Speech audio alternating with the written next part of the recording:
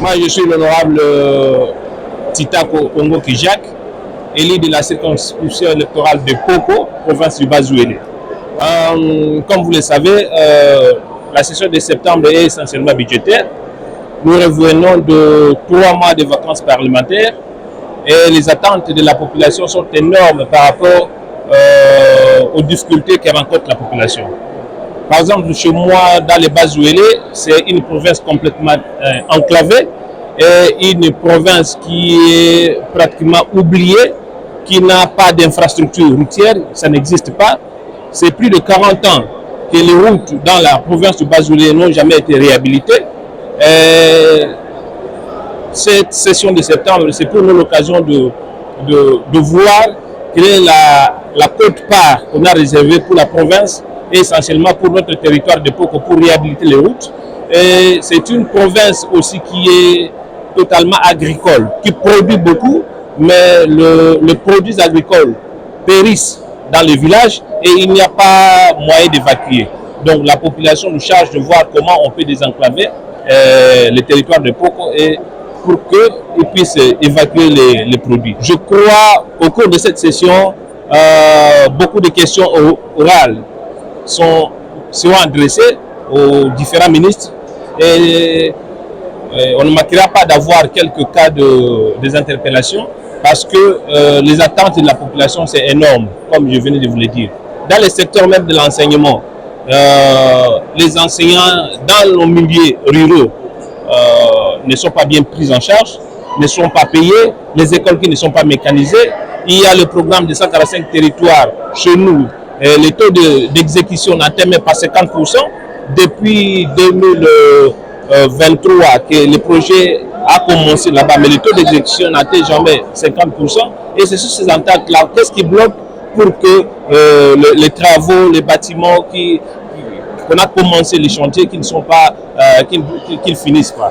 Donc c'est ça un peu, nous allons être regardants par rapport à ces questions. Je dirais à la population du territoire de Poko que nous sommes là pour défendre le droit et les intérêts de cette population.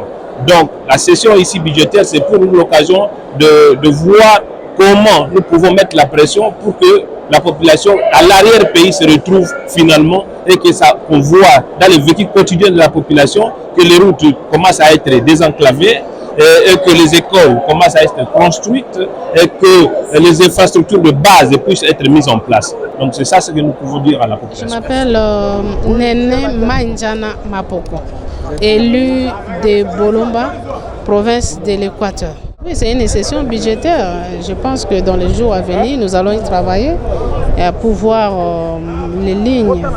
Par exemple, dans mon cas, pour voir les lignes qui sont affectées précisément au niveau de la province de l'Équateur, mais précisément dans les territoires de Bolomba, là où les secteurs où j'ai été élu comme député national. Et là-dedans, parce que c'est un document qui nous était déjà envoyé. Il s'agit des transports, il s'agit de l'éducation, il s'agit de santé, toutes ces questions d'infrastructure et puis voir aussi les programmes des 145 territoires. Comment est-ce que ça se passe à Bolomba? Bon, je viens des vacances parlementaires, j'ai vu, il y a des endroits où on a commencé, mais on ne connaît pas si toutes les infrastructures où les personnes se sont volatilisées. Et donc, la plupart des infrastructures sont inachevées. On ne sait pas s'ils ont des fonds ou des financements pour continuer. Et aussi, au niveau de Bolomba, nous n'avons pas de routes. Et nous pensons que cette fois-ci, avec les nouveaux programmes, nous aurons des routes et nous aurons des bateaux pour pallier à ces programmes d'Ibora. Vous avez suivi, le président a parlé de beaucoup de naufrages qui s'est fait au niveau de notre fleuve Congo et aussi les rivières qui alimentent le fleuve Congo. Donc tous ces bateaux d'embarcation, bateaux de fortune qui aident la population, mais tuent aussi la population. Et nous n'avons pas besoin de continuer à enterrer des morts suite à ces manques de moyens de transport. Et dans le programme du gouvernement, il s'avère que le gouvernement a mis la modernisation de l'ONATRA. Et nous pensons que l'ONATRA sera à mesure de réhabiliter les bateaux et d'avoir aussi de nouveaux bateaux qui peuvent permettre à la population d'avoir les moyens de transport pour acheminer les produits. Par exemple, le territoire de Bolomba. Le territoire de Bolomba, c'est un territoire agricole où nous avions des cafés, EVA, cacao, les piments, les riz, les arachides. La population produit beaucoup. Et si nous avons des bateaux comme ça peut acheminer les produits au niveau de Kinshasa. Et si nous avons aussi les moyens de transport, ça va aider parce que les femmes qui font des kilomètres avec des produits comme ça, et c'est très lourd. Vous pensez que ces femmes-là n'auront pas de problème? Elles sont à chaque fois malades parce qu'elles transportent des marchandises de plusieurs kilomètres, 30 km, 40 km pour aller au marché. Mais si nous avons des moyens de transport, si les routes sont réhabilitées, je pense que cette femme-là ne sera pas la même. Donc, elle pourra mettre ses produits dans les camions et puis elle pourra envoyer ça soit à Kinshasa parce qu'il y a les bateaux qui sont là. Mais pour le moment, c'est difficile. La plupart des produits pourrissent. Et donc, nous pensons qu'avec les nouveaux programmes, ça va permettre et ça va aider nos populations à être quand même, à améliorer les conditions de vie. Le président parlait de la gouvernance. Et donc, quand il s'agit de la gouvernance, la transparence aussi. Les députés ont le rôle de faire les suivis. Nous allons faire les suivis pour voir. Et nous croyons que cette fois-ci, ça serait quand même différent. Nous avons une femme à la tête de notre gouvernement et nous pensons que les mamans ont aussi l'instinct d'une mère. Moi, je pense que je dis toujours que quand la femme a quelque chose, tout le monde en bénéficie.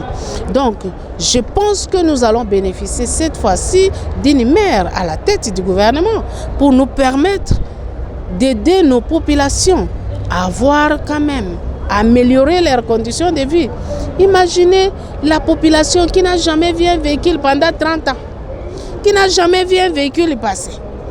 Et si aujourd'hui les routes sont aménagées, les enfants vont voir ne fût-ce qu'un véhicule passer. Et donc, avoir les vélos et la moto au niveau du village, c'est un luxe. Non, on est au 21e siècle. Les enfants qui étudient à bas, au niveau du sol. Donc, avoir quand même les bancs pour permettre aux enfants d'étudier dans de bonnes conditions. Avoir des hôpitaux qui peuvent permettre aux femmes d'aller accoucher. Il y a les femmes qui bénéficient à Kinshasa de la gratuité des maternités. Mais au village, quelle gratuité des maternités? Parce qu'il n'y a pas d'hôpitaux. Elles vont aller où? Donc, toutes ces conditions-là, nous pensons que nous avons un travail de faire les suivis et nous allons travailler sur ces budgets du gouvernement et nous pensons qu'on pourra avoir ma province, mais mon territoire pourrait aussi avoir un budget conséquent qui va permettre au territoire... Alain Détienne, député national et élu de la circonscription électorale de Farage. Nous sommes dans la province de Haut-Ouélé, à 18 km du Soudan du Sud. Raté par le matin d'aujourd'hui, ce que les Congolais peuvent retenir, c'est tous les pays africains, à travers le discours du président de l'Assemblée nationale de Côte d'Ivoire, ont le souci de notre pays. Ont le souci de notre pays. Mais malheureusement, lorsque les pays étrangers ont le souci de notre pays, nous les Congolais, nous les autorités congolaises, nous la population congolaise, n'avons pas les soucis de notre pays. C'est comme ça que de petites choses perdurent toujours. Au lieu que ces petites choses, qu'est-ce que moi j'appelle petites choses? La guerre de l'Est, devant un gouvernement sérieux, ce n'est pas quelque chose qui devait prendre une semaine ou 2 semaines. Mais voilà, maintenant, c'est beaucoup d'années qui sont passées. Donc, nous les Congolais, nous devons prendre le devant de notre situation. Nous devons prendre le devant de notre situation pour que l'insécurité de l'Est puisse d'abord prendre fin. On ne peut pas faire autre chose s'il y a l'insécurité. Donc, ce que la population doit retenir est que les pays africains ont souci de nous-mêmes. Hein. C'est pourquoi nous de même, nous devons avoir les soucis de nous-mêmes. Nous sommes obligés de mettre un moyen conséquent au gouvernement pour la défense de nos frontières. Bien que nous allons mettre des moyens conséquents, mais s'il n'y a pas la volonté, rien ne se fera. Rien ne se fera. Ça, c'est de 1 de 2. Les moyens de contrôle sont mis à notre disposition, constitutionnellement et dans notre règlement intérieur. Malheureusement, ces moyens de contrôle ont toujours été exercés sentimentalement. Vous comprenez? C'est comme ça que même si un ministre gaffe, on doit applaudir. On doit non laisser, non, on a la même famille, et ainsi de suite et tout ça. Les moyens de contrôle deviennent de plus en plus stériles au sein de nos institutions congolaises. C'est pourquoi nous devons être rigoureux parce que ce ne sont pas les députés qui doivent construire des ponts, qui doivent construire des routes, qui doivent construire des hôpitaux. Mais dans un pays irresponsable comme le nôtre, ce sont les députés qui le font. Vous comprenez? Ce sont maintenant les députés qui construisent des écoles, mais où est le gouvernement? Où est l'argent qu'on avait mis à votre disposition? Donc le gouvernement doit prendre la charge qui lui revient, mais aussi nous, les parlementaires, nous devons exercer notre rôle légalement afin que le gouvernement puisse vraiment travailler pour l'intérêt de la population. La population congolaise souffre. Elle souffre. Les éleveurs Mororo sont en train de menacer la population. Malheureusement, pour les Quinois, ils croient que la République démocratique du Congo, c'est seulement Kinshasa. Ils ne connaissent pas ce qui se passe à l'intérieur. Mais la souffrance que la population subit par les Mororo, il y a eu combien de gouvernements qui sont passés? Autant de gouvernements à chaque législature, Mororo. Aucune solution n'a été toujours trouvée. Je ne sais pas si la solution va tomber maintenant du ciel. Hein? C'est que le gouvernement qui doit prendre vraiment la pleur de la population de haut par rapport à la situation de Mororo afin de mettre fin à cela. Chaque législature, Mororo, aucune solution. Nous regrettons.